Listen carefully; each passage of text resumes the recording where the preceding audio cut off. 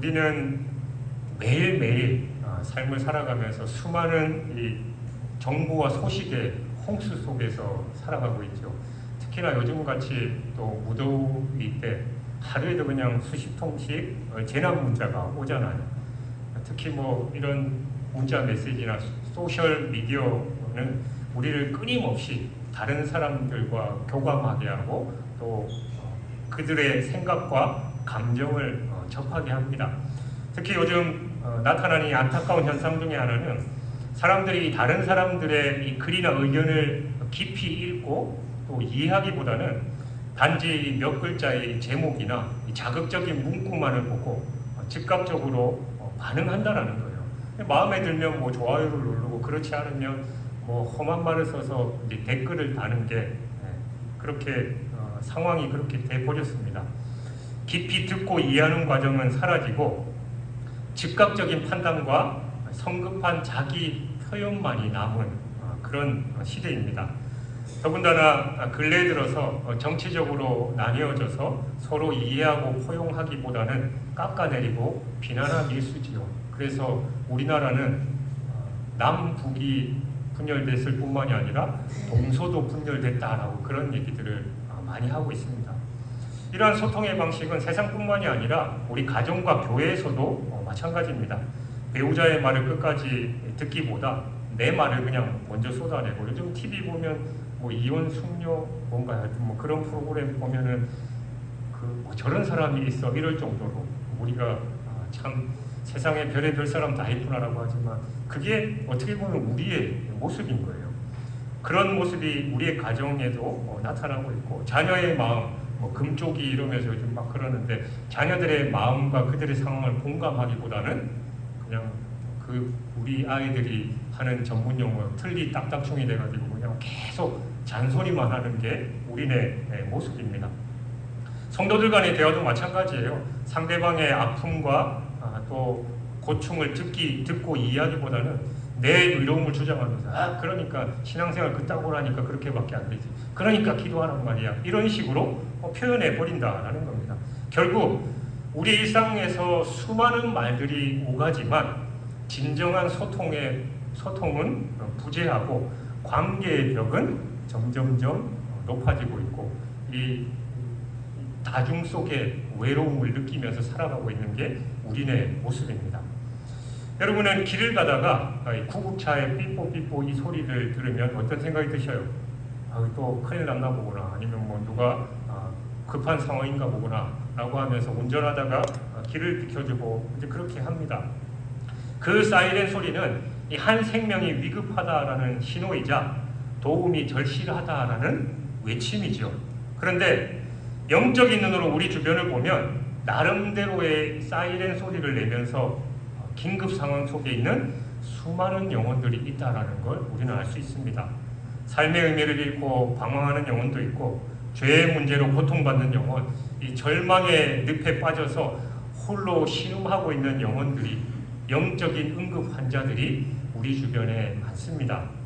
하나님께서 바로 그러니까 이 땅의 그리스도인들을 그 신음하고 있는 영혼들을 살리는 영적인 119 구급대원으로 부르셨다라는 겁니다. 그렇다면 영적인 119 구급대원인 우리들이 그들에게 어떻게 다가가고 그들과 어떤 관계를 하는가가 참 중요합니다. 그냥 다짜고짜 달려가서 예수천당 불신지옥을 외치는 시대는 이미 지났습니다. 훈련된 119 구급대원에게는 이 위급한 환자를 살리기 위한 명확하고 체계적인 프로토콜, 그러니까 행동 지침이 있어요. 얼마 전에 그 아버지가 생일잔치 때 아들 총으로 쏘고 가족들 막 그렇게 했다라는 뉴스, 이제 어제까지 뉴스를 보니까 경찰들이 출동했음에도 불구하고 7시간인가 이후에 그 환자를 이송하고 막 그랬다는 거예요. 총을 갖고 있다니까 경찰들이 함부로 가지 못하고 경찰 특공대가 오기까지 기다렸던 거예요. 그 사이에 총 맞아 있는 사람은 당연히 과다 치료를 하게 되고 결국은 세상을 떠났죠. 그래서 행동 지침대로 정확한 매뉴얼대로 했니만이 알고 보니까 그 아버지는 안에 있던 게 아니라 이미 경찰이 출동했던 당시에 엘리베이터 타고 도망갔는데, 그게 어디 경기도 어떤 지역에서 일이 벌어졌는데 서울에서 잡힌 그런 상황이 된 거예요.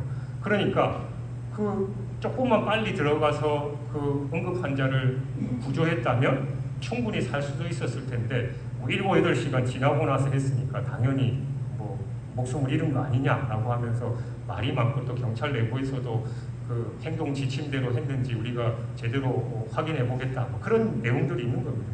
우리도 마찬가지입니다. 우리가 그냥 119 전도 운동한다니까 저는 목사님 계속해서 부담스럽게 매주일마다 그냥 전도하라고 자기 말로는 이거는 행사가 아니고 그렇다지만 듣는 우리는 부담 느끼고 아는 사람들 다 교회 다니는데 어디 가서 그런 사람 데려오라고 나한테 부담 주나, 그런 부담을 느끼실 수도 있지만 그런 영적 부담은 당연히 느껴야 돼요. 근데 우리가 믿지 않는 사람들에게 그냥 늘 스쳐 지나가는 사람, 여러분들 뭐 일상생활을 하시잖아요. 만나는 사람도 있고 마트에 가면 마트 직원들도 있고, 그런 사람들 우리가 어떻게 대하는지에 대한 행동 지침이 있다라는 거예요. 다짜고짜 가서 예수 믿고 구원받으세요 하면 그 사람이 가뜩이나 날도 더운데 이 양반이 나랑 한판 하자는 건가, 뭐 그런 식으로 오해할 수도 있으니까 그런 행동 지침들이 분명히 있다라는 겁니다.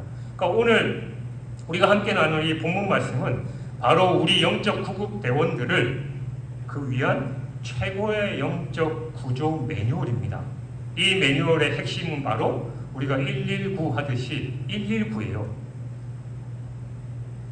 오늘 이 말씀을 통해서 1. 한 번 더 들어주고, 또 1. 한 번 더 섬겨주고, 또 오래 참고 또 기도하며 구해서 구입니다.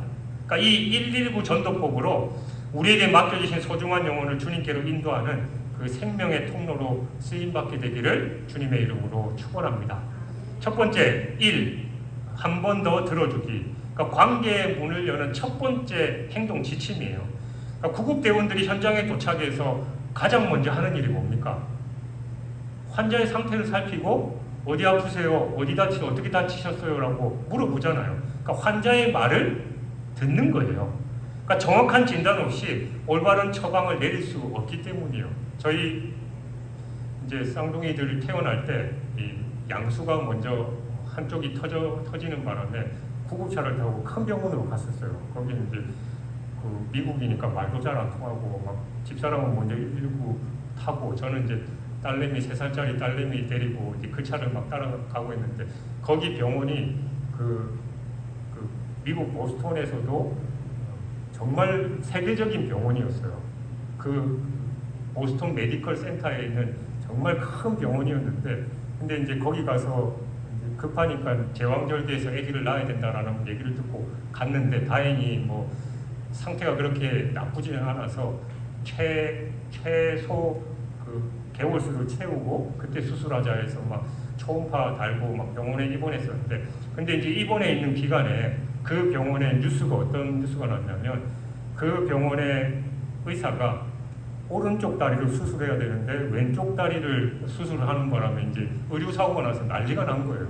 그러니까 이제 저희 집사람이 그 병원에 입원해 있으면서 큰일 났다, 뭐 잘못되는 거 아닌가, 뭐 이런 생각도 했는데, 그러니까 전 세계적으로 유명한 그 병원에서도 문제가 생기는 거예요. 분명히 그저 뭐 나름대로 그 세계적인 의사가 했는데 얼마나 어처구니가 없습니까? 오른쪽을 수술해야 되는데 왼쪽 다리를 그냥 수술하려고 그 열고 막 그랬으니 얼마나 어처구니가 없냐라는 겁니다.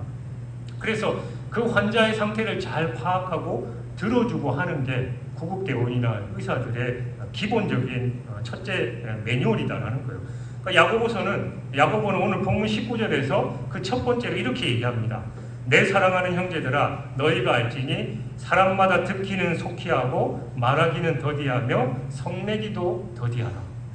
그러니까 듣기는 속히 하라 해서 이 듣다, 이 아쿠사이라는 헬라어는 그냥 그 소리를 듣는 게 아니라 이해하려는 의지를 가지고 경청하다라는 그런 의미예요. 그러니까 네가 무슨 말을 하든지 내가 공감하고 이해해주겠다라는 이런 마음을 먹고 들으라는 겁니다. 그러니까 상대방의 말에 즉각적으로 판단하고 내 생각을 말하기 전에 먼저 그 사람의 마음과 생각, 아픔과 기쁨을 깊이 이해하고 애쓰라는 말이에요. 잠언 18장 13절은 사연을 듣기 전에 대답하는 자는 미련하여 욕을 당하느니라 라고 말합니다. 그러니까 경청은 모든 관계의 시작이고 가장 깊은 사랑의 표현입니다. 반면에 말하기는 더디하라라고 말하죠. 더디라는 이 브라티스라는 헬라어는 느린, 또 지체하다라는 이런 뜻인데, 그러니까 생각 없이 말을 쏟아내지 말고 신중하게 생각하고 기도한 후에 말하라는 거예요. 우리가 늘 일반적으로 얘기하는 게, 특히 자기의 감정을 건드리거나 흥분한 상태에서는 한 3초 정도 꼭 참고 하고 싶은 말을 하라라는 그런 얘기하고 비슷한 뜻이죠. 특히 여기서 말하다라는 헬라어 랄레사이는 잘 정제된 연설보다는 생각나는 대로 내뱉는 일상적인 대화를 의미할 때가 많아요. 그러니까 생각나는 대로 말하지 말고 잘 생각하고 잘 정제하고 다듬어서 얘기하라라는 그런 얘기입니다. 그러니까 우리의 생각과 감정을 거르지 않고 즉각적으로 쏟아내는 말들이 얼마나 자주 관계를 해치는지 모르잖아요. 늘 하는 얘기지만 내가 안 하려고 이 말은 안 하려고 했는데 그 말 하면 당연히 상처받고 관계 깨집니다. 안 하려고 했으면 안 해야 돼요. 그리고 또 뭐 남을 위하는 척하면서 내가 너 잘 되라고 하는 소리인데, 너를 위해서 하는 소리인데, 그 얘기도 우리는 안 하는 게 서로의 관계에서 훨씬 좋습니다. 진짜 내 조언, 내 간증, 또 그들에게 좋은 얘기를 하려면 잘 정제되고 충분히 생각하고 기도한 후에 또 표현도 좋게 해야 돼요. 그냥 내 생각과 내가 하고 싶은 말 하려고 하는 걸, 그 충동을 참고 신중하게 기도하고 또 생각한 다음에 말을 하라는 그런 말입니다. 그럴 때 관계가 바로 설 수 있다는 거예요. 세계적인 경영 컨설턴트였던 이 스티븐 코비는 그 아들이 성경 문제로 고민하는 모습을 보고 아들을 앉혀놓고 온갖 조언과 충고를 쏟아냈어요. 이 양반이 유명하니까 내가 하는 대로 하면 너 공부도 잘할 수 있고 그 문제 해결이 다 될 텐데, 도대체 이 유명한 아빠가 이렇게 충고를 해주고 그러는데 너는 도대체 뭐가 문제야? 라고 계속 얘기를 하는데 아들의 표정이 점점 어두워지는 거예요. 그러니까 답답했던 그는 그러면 도대체 아빠가 뭐 해줬으면 좋겠냐라고 그러니까 아들이 그랬다는 겁니다. 아빠 하고 싶은 말만 하지 말고 제 얘기를 좀 들어봐 주세요. 제가 어떤 상황이고 제 마음이 어떤지를 좀 들어주세요라고 그런 얘기를 했다는 거예요. 그는 아들을 돕는다라는 명분으로 듣기보다 말하기에 급급했고, 그 결과 아들의 마음의 문은 닫혀버리고 말았다는 겁니다. 저도 그렇지만 여러분들도 이미 이제 출가하고 혼자 계신 분들이야 잔소리할 대상도 없지만 자녀들에게 얼마나 잔소리 많이 합니까? 그러니까 그네들이 틀리 딱딱충이라고 하는 거예요. 그러니까 딱딱딱거리면서 그냥 그 말로도 듣지 않고 그냥 소음으로 취급하는 그런 상황이 돼버렸는데, 먼저 그들의 고충이 뭔지 얘기를 듣고 진정 어린 조언을 해줘야 그 부모 자식 간의 관계도 잘 유지가 된다는 거예요. 어떤 권사님이 거기 일하는 어떤 할머니 얘기를 가끔 하시는데, 그 할머니하고 딸과의 관계가 만나기만 하면 싸운대요. 근데 도대체 왜 오는지 모르겠다고. 우리도 이해가 안 돼요. 그냥 그러면 만나지를 말든가. 둘이 만나면 계속 그냥 싸우고 그러니까 서로 자기 하고 싶은 말만 하는 거예요. 내 생각대로만 말을 뱉어버리니까 관계는 점점점 멀어지고 그 벽은 허물어지지 않는다는 겁니다. 여러분, VIP를 만날 때 무슨 말을 할까를 고민하기 전에 무슨 말을 내가 어떻게 들어줄까를 먼저 고민하십시오. 여러분, 요즘 사는 거 좀 어떠세요? 라는 그런 피상적인 질문을 넘어서서 이번 주 날씨도 덥고 그런데 혹시 힘든 일 안 당하셨어요? 힘든 일 혹시 다른 거 없으십니까? 라고 물어보고, 요즘 제일 기분 좋은 일이 뭡니까? 라고 그런 식으로 물어보는 겁니다. 이처럼 구체적으로 그의 삶에 관심을 표현하고 마음을 다해 들어줘야 됩니다. 당신의 진심 어린 경청이 닫혔던 마음의 문을 여는 첫 번째 열쇠가 되는 겁니다. 며칠 전에 이 생명의 전화가 50년이 됐다라는 보도를 봤어요. 여러분, 생명의 전화 뭔지 아시죠? 진주에는 별로 그런 광고 문구를 많이 못 봤는데, 서울 가면 그 한강에 다리들이 많으니까 거기서 뛰어서 이제 스스로 목숨을 끊는 사람들이 많아요. 그래서 한강 그 교각에 보면 생명의 전화이고 전화번호가 다 찍혀 있고, 중간중간에는 그거 들기만 하면 연결되는 전화기도 있어요. 그게 이제 올해로 우리나라에 50주년이 됐다라는 그런 기사의 내용이었는데, 그 생명의 전화가 어떻게 시작됐냐면 호주 시드니의 중앙감리교회 알렌 워커라는 그 목사님에 의해서 시작된 겁니다. 그러니까 늦은 밤에 그가 이제 설교를 준비하고 있는데 한 통의 전화가 걸려왔어요. 깊은 절망에 빠진 청년이 로이 브라운이라는 사람이었는데 그 목사님이 나름대로 그 앞날을 걱정하고 괴로워하는 그의 말을 듣고 이제 조언을 열심히 해줬습니다. 근데 결국 그는 그 가스가 가득한 방에서 스스로 목숨을 끊고 말았던 겁니다. 이 사건으로 알렌 워커 목사님은 큰 충격을 받았고 나름대로 내가 그렇게 말씀을 가지고 조언을 해줬는데 저 사람은 왜 그랬을까? 그런 마음이 들었던 거예요. 어느 날 또 새벽 2시쯤에 한 여성이 전화를 걸어서 울먹이는 목소리로 도움을 요청했던 거예요. 그러니까 알렌 워커 목사님은 예전에 스스로 목숨을 끊었던 그 청년과의 마지막 통화를 떠올린 겁니다. 그녀는 한 번도 만난 적 없는 알렌 워커 목사님에게 자신의 마음을 1시간 넘도록 그냥 푸념하고 털어놨던 거예요. 그러니까 그 목사님은 묵묵히 그 얘기를 다 들어줬습니다. 전화를 끊고 다음날 아침에 이 여성이 찾아와가지고 그 목사님께 목사님 너무 감사합니다. 제 말을 그렇게 그 새벽 시간에 들어주셔가지고 제가 이렇게 회복됐다고 이제 힘내서 열심히 잘 살겠습니다. 라는 그런 얘기를 했다라는 거예요. 그래서 이 목사님이 이 일을 통해서 이 전화로 많은 사람들에게 살아갈 힘과 용기를 줄 수 있구나라는 확신을 가지고 자기 이 전화 상담 사업을 구상하면서 자신이 심화하고 있는 교회에 제안을 한 거예요. 우리 이런 사역을 했으면 좋겠습니다. 근데 많은 사람들의 반대에 부딪혔지만 그 목사님은 끈질긴 설득을 했고 적극적으로 그 사업을 알리기 시작했습니다. 그래서 지역사회를 중심으로 시작된 이 도움의 손길은 매스컴을 통해서 점점 확산됐고 1년 동안 10만 달러 그러니까 우리나라 돈으로 따지면 1억 이상의 기금이 모금된 거예요. 그래서 1962년 6월 전화상담센터를 설립했고 제1회 전화 카운셀러를 훈련해서 120명의 상담자를 양성했습니다. 그러니까 하루 4교대로 운영된 전화상담은 호주의 다른 도시를 넘어서서 점차 세계적으로 확대됐고 우리나라는 1969년에 이영민 또 조향목이라는 이 두 분의 목사님을 중심으로 1976년 9월 1일에 개원해서 오늘날에 이르렀다라는 거예요. 그래서 사람들은 자신의 이야기를 들어주기를 바랍니다. 그래서 그 생명의 전화 홈페이지나 그런 내용들 기사를 보면 진짜 죽을 마음을 가지고 갔는데 거기 전화를 했더니만 그 얘기를 듣고 다시 새 힘을 얻고 살았다는 등 뭐 그런 삶의 이야기들이 많이 있어요. 여러분 심지어 지금 이 시간에도 그 누구의 관심도 받지 못한 채 홀로 죽어가는 사람들이 있습니다. 그들에게는 그들의 말을 들어줄 누군가가 필요한 거예요. 여러분이 그냥 스쳐 지나가는 여러분의 이웃들 얼굴에 수심이 가득하고 또 근심 걱정이 가득한 그들에게 다가가서 요즘 어떻게 지내세요? 또 혹시 뭐 문제가 없으신가요? 제가 뭐 특별하게 해줄 수는 없지만 당신을 위해서 기도해 드릴게요. 그 한마디가 그들의 삶을 변화시킨다는 거. 이게 첫 번째 한 번 더 들어주기입니다. 두 번째 한 번 더 섬겨주기입니다. 구급대원은 환자의 상태를 파악한 후에 어떻게 합니까? 아이고 그러세요. 구급대원은 그냥 듣고만 있으면 안 되죠. 즉각적으로 행동을 해야 됩니다. 상처를 소독하고 붕대를 감싸주는 등 필요한 응급조치를 해야 합니다. 듣는 것에 그치지 않고 구체적으로 행동으로 옮기는 도움이 필요한 거죠. 영적 구조의 두 번째 행동 지침 역시 마찬가지입니다.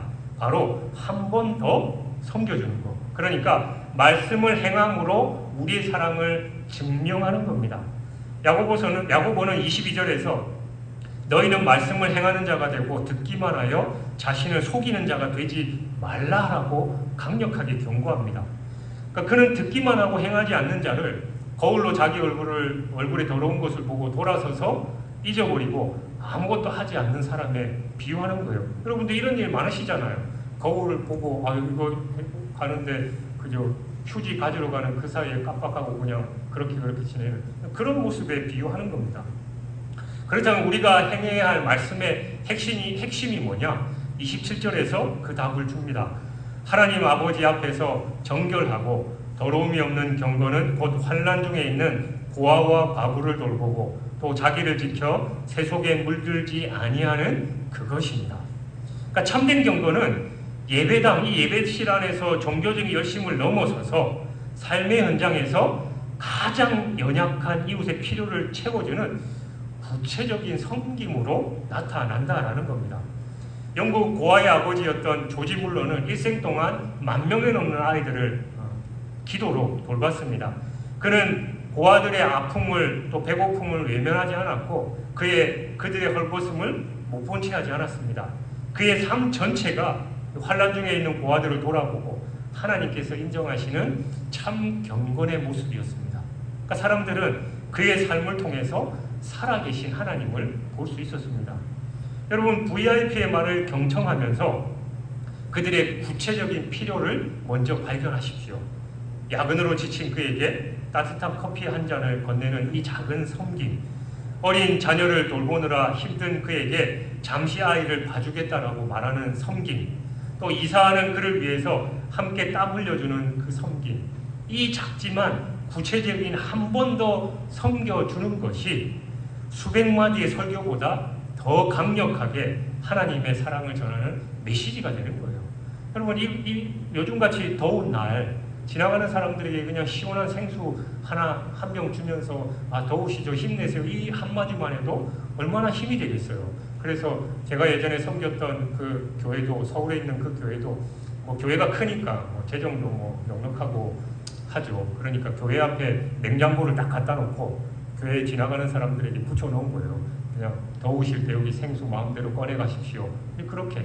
또 간혹 제가 어떤 진주에서도 한두 번 그런 식당을 봤는데 이 배달 기사들 얼마나 힘들어요. 그러니까 그 앞에 배달 기사들이 그 픽업해가는 그때 음료수나 커피, 캔커피나 시원한 물 같은 걸 놔두고 기사님들 고생이 많으십니다, 힘내세요, 이거 마음껏 드시면 됩니다, 그런 문구를 적어놓은 거예요. 그러니까 그런 걸 보면 그 당사자는 얼마나 힘이 나겠습니까? 그 문구를 보는 것만 해도 우리가 마음이 훈훈한데 말이죠. 그러니까 우리가 그 사람들에게 그냥 아이고 배고프네 힘내세요 어떡하겠어요 이게 아니라 컵라면 하나라도 대접하면서 혼자 먹으면 민망하니까 편의점에 같이 가서 저도 지금 이런 일 때문에 시장한데 우리 같이 라면 한 그릇 하시죠. 근데 그런 게 그 사람들에게 마음을 움직이고 또 하나님의 사랑을 흘러보내는 거다. 작은 거지만 한 번 더 행동하는 게 바로 전도를 위한 행동 지침입니다. 세 번째, 오래 참고 기도하며 구하기입니다. 그러니까 119 구조 활동이 항상 신속하게 끝나지는 않죠. 무너진 건물에 갇힌 생존자를 구하기 위해서 며칠 밤낮으로 끈질기게 구조하는 작업을 벌여야 됩니다. 지금 저 가까운 산청에 그 수해로 일가족이 떠내려가고 막 그랬는데 어제 뉴스인가에 아직까지 한 명을 못 찾아가지고 그렇게 찾고 있는 거예요. 그러니까 구급대원들은 그 무더위 속에서 그 물속에 휘몰아치는 그 물살 속에서도 끈질기게 그 한 영혼을, 한 사람을 구조하기 위해서 노력을 한다라는 거예요. 그러니까 포기하지 않는 인내가 바로 생명을 살려내는 겁니다. 간혹 지진 현장이나 또 무너진 건물 덤비에서 십몇칠 만에 한 사람을 구조했던 그런 내용들 많이 있잖아요. 그만큼 끈질기게 3, 4일 지나면 살아있는 사람 있겠어 이게 아니라 그 0.001%라도 그 영혼을 살려내기 위해서 최선을 다하는 게 바로 구급대원들의 의무다라는 겁니다. 우리도 이 마지막 행동 지침도 영혼 구조를 하는데 마찬가지예요. 바로 오래 참고 기도하면서 하나님께 구하는 겁니다. 첫 번째, 우리는 오래 참아야 돼요. 야고보가 성내기를 더디하라라고 말한 것처럼 우리는 이 전도 대상자의 냉담한 반응이나 비판적인 태도에 쉽게 분노하거나 낙심해서는 안 됩니다. 고린도전서 13장에서 말하는 게 뭡니까? 사랑은 오래 참고, 관계가 형성되고 마음의 문이 열리기까지 오랜 시간이 걸릴 수 있습니다. 그 시간을 인내하면서 꾸준히 사랑을 실천해야 열매가 맺어져요. 우리 이 자리에 우리 세 분의 산 증인이 있잖아요. 우리 박찬주 권사님도 그렇고 황명선 집사님도 그렇고 우리 박마순 권사님, 우리 김 집사님이 오래됐지만 남편들을 위해서 얼마나 오랜 동안 기도를 했습니까? 그 오랜 기도의 열매가 맺혀지는 겁니다. 저 양반은 뭐 맨날 얘기해봐야 그냥 쓸데없는 소리라고 그냥 타박만 하지 괜히 해봐야 나만 불편한데 그걸 왜 해? 라고 하는 게 아니라 꾸준히 기도하면서 구할 때 바로 열매가 맺혀진다라는 겁니다. 그리고 두 번째, 끊임없이 구해야 돼요. 이 끊임없이 구한다는 건 두 가지가 있는데, 첫 번째가 기도로 그 영혼을 구하는 겁니다. 그러니까 사람의 마음을 변화시키는 것은 사실 우리의 노력이 아니고 성령 하나님의 역사입니다. 그걸 믿고 그 영혼의 이름을 불러가면서 하나님께 간절히 구해야 돼요. 그러니까 여러분 전도 대상자를 적어내셔야죠. 그러니까 기도해야 성령께서 움직이시는 겁니다. 여러분 뭐 이 귀한 영혼 내가 혼자 그 이름 품고 나만 알고 있어야지, 그게 아니라 모두에게 알리고 기도의 도움을 구할 때 성령께서 역사하시는 겁니다. 언제 복음도 그 영혼의 이름을 불러가며 간절히 구하는 것에 이어서 하나님의 때와 지혜를 구해야 됩니다. 언제 복음을 전해야 될지, 또 어떤 말을 해야 할지 성령의 인도를 구하며 기다리는 거예요. 이제 교회사에서 가장 위대한 신학자 중에 한 명이 성 어거스틴이죠. 그의 어머니 모니카는 젊은 시절에 방탕한 삶을 살았던 아들을 위해서 30년 가까이 눈물로써 기도했습니다. 아들이 만이교라는 이단에 빠졌을 때도 그녀는 결코 포기하지 않았습니다. 그녀는 아들을 비난하기보다 오래 참고 그의 영혼을 위해서 눈물로 하나님께 구했습니다. 제가 예전에도 말씀드렸지만 제가 아는 그 집사님 부부는 딸이 서울에서 학교 다니다가 신천지에 빠져가지고 그 두 부부가 그냥 그 신천지에 빠진 딸을 구하기 위해서 얼마나 애를 썼는지 말씀드렸잖아요. 전국을 다니면서 또 신천지에 탈퇴한 그 사람 찾아가서 어떻게 하면 나올 수 있는지 물어보고 그 앞에 가서 같이 시위도 해보고 별의별 행동들을 다 했는데 결국은 그 딸이 돌아온 거예요. 그러니까 그런 끈질긴 구애가 있어야 그 열매를 얻을 수 있다는 걸 우리는 기억해야 됩니다. 그 위대한 인내의 기도가 결국 그 모니카의 그 기도가 결국은 어거스틴을 회심시키고 교회의 위대한 지도자로 세워진 겁니다. 여러분 한두 번 만남과 섬김에 반응이 없다고 쉽게 포기하지 마십시오. 영혼을 구하는 일은 마라톤과도 같습니다. 당신의 VIP 명단을 기도 수첩 가장 첫 페이지에 적어놓고 매일매일 그 영혼을 위해서 기도하십시오. 그리고 하나님의 때를 신뢰하면서 꾸준히 사랑의 관계를 이어가십시오. 여러분의 오래 참는 사랑과 기도가 마침내 생명을 살리는 기적을 만들어낼 줄 믿습니다. 여러분 오늘 우리는 야고보서 말씀을 통해서 영적인 응급 상황에 처한 영혼들을 살리기 위한 119 전도의 이 세 가지 행동 지침을 배웠습니다. 첫 번째가 한 번 더 들어주기죠. 나의 말을 멈추고 상대방의 마음을 깊이 경청하는 겁니다. 두 번째 일이 한 번 더 섬겨주는 겁니다. 듣기만 하는 자가 아니라 구체적인 사랑의 행동으로 그들의 필요를 채워주는 겁니다. 그리고 세 번째, 오래 참고 기도하며 구하기입니다. 즉각적인 결과에 일희일비하지 않고 인내하면서 기도함으로 하나님의 때를 기다리는 겁니다. 사랑하는 여러분, 지금 여러분의 마음속에 이 사이렌 소리를 다급하게 울리면서 도움을 요청하는 한 영혼이 떠오르지 않으십니까? 하나님께서 바로 여러분을 그 영혼을 위한 119 구급대원으로 부르셨습니다. 이번 한 주 그 부르심에 응답해서 119 전도를 실천해 보시기 바랍니다. 먼저 그에게 다가가서 진심으로 그 얘기를 들어주십시오. 그리고 그의 작은 필요 하나를 채워주는 섬김을 실천해 보십시오. 그리고 그의 이름을 부르면서 오래 참고 기도하기 시작하십시오. 우리의 이 작은 순종을 통해서 하나님께서 한 생명을 사망에서 생명으로 옮기시는 위대한 구조의 역사를 이루어 가실 줄 믿습니다. 우리 모두가 이 생명 살리는 일에 기쁨으로 쓰임받는 119 구급대원, 살아있는 믿음의 증인들이 되시길 주님의 이름으로 축원합니다.